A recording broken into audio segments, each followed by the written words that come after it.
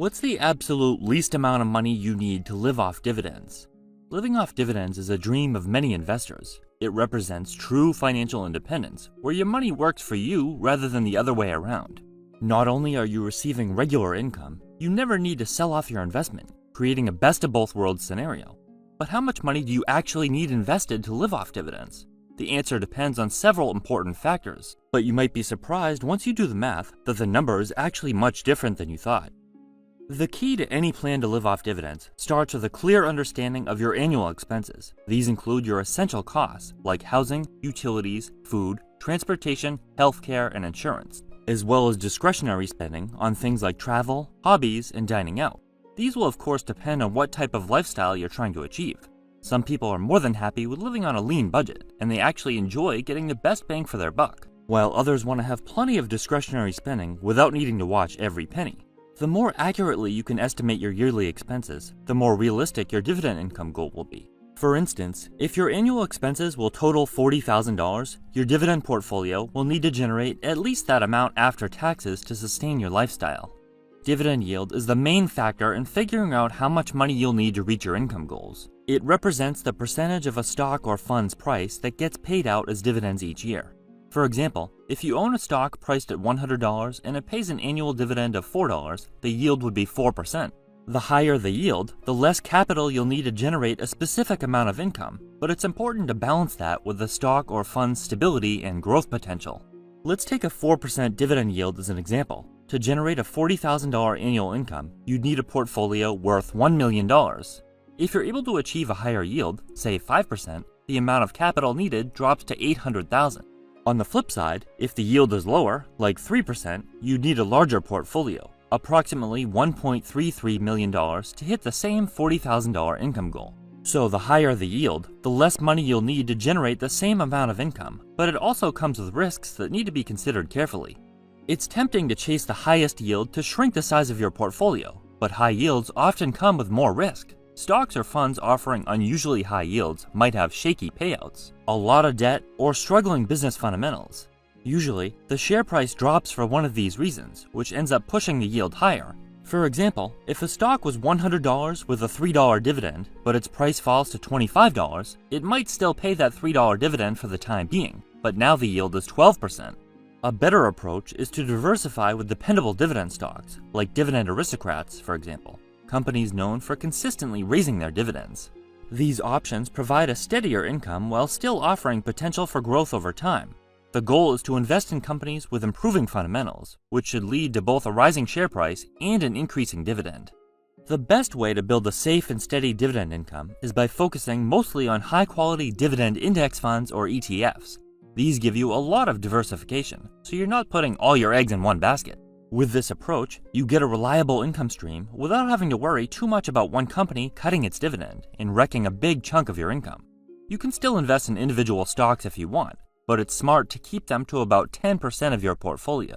This lets you pick a few companies you really like without taking on too much risk.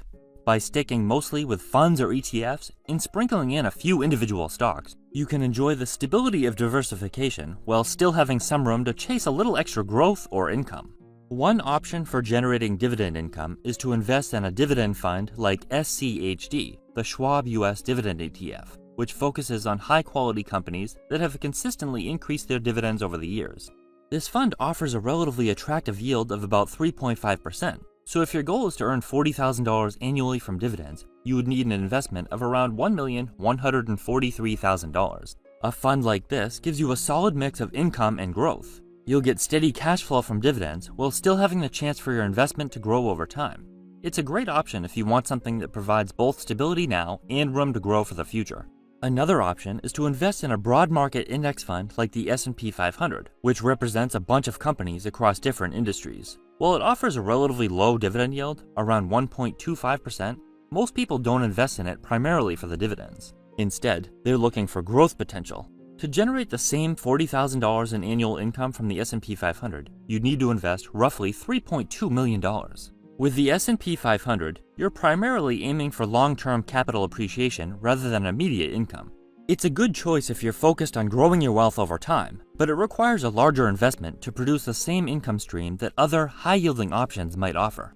If you're interested in a different strategy, you could spread your investments across a range of companies. For example, investing in Chevron could give you a 4% dividend yield, while McDonald's would provide around 2.5%. Imagine building a growing portfolio with a mix of individual stocks yielding an average of 3.5%. To generate $40,000 in annual income, you'd need about $1.14 million invested. However, experts recommend that you don't invest any more in a single stock than you're willing to lose to help manage risk and protect your portfolio from major losses. Properly evaluating individual stocks requires some knowledge and extensive research and should never be approached with a throw a dart mindset. Taxes can be a big deal when it comes to dividend investing because they can eat into your returns.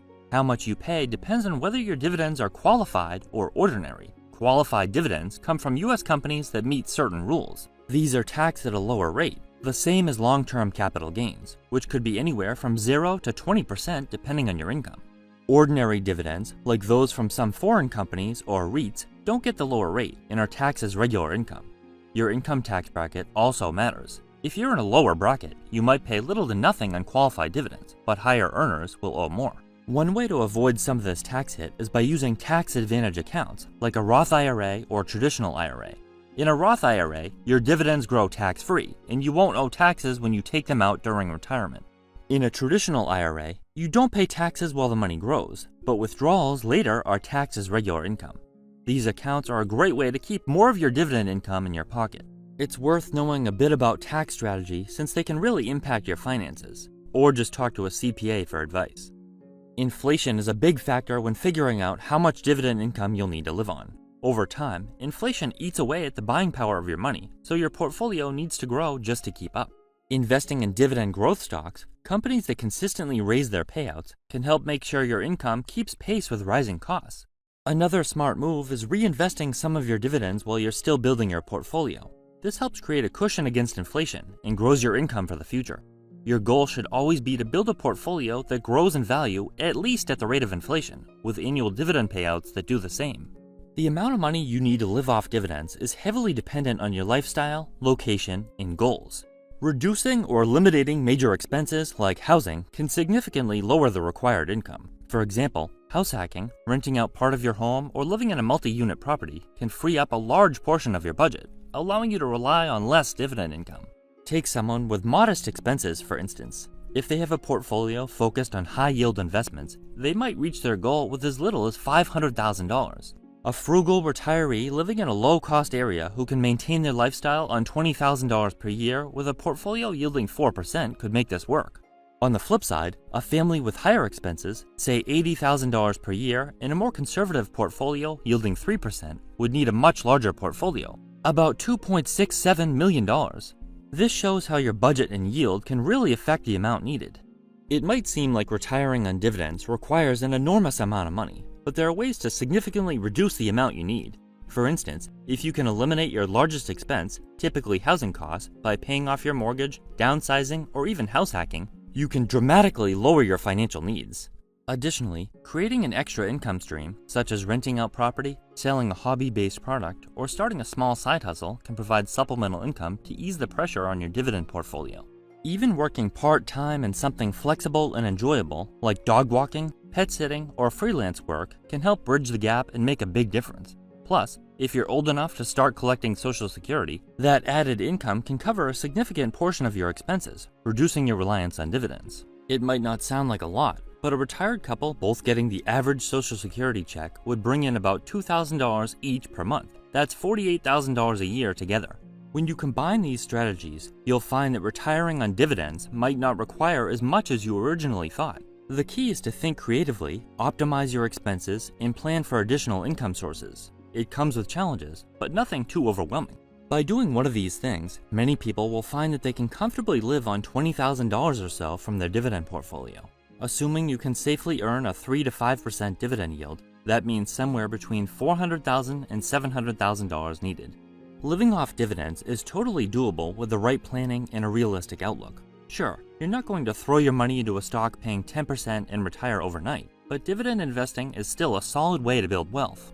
How much you need depends on your lifestyle, but the basics are the same. Stick with strong companies or funds that have solid fundamentals and growing dividends. By knowing your expenses and planning for things like taxes and inflation, you can set yourself up for financial freedom and a steady income for years to come.